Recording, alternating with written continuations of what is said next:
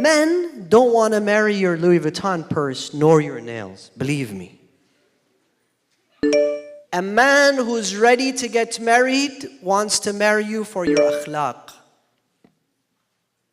for your morality, for your ethics, for your patience, for your community service, for your haya.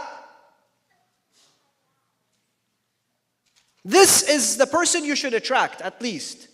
This is the person that is ready to settle down. And that comes off as superficial. You may not be a superficial person, a materialistic person.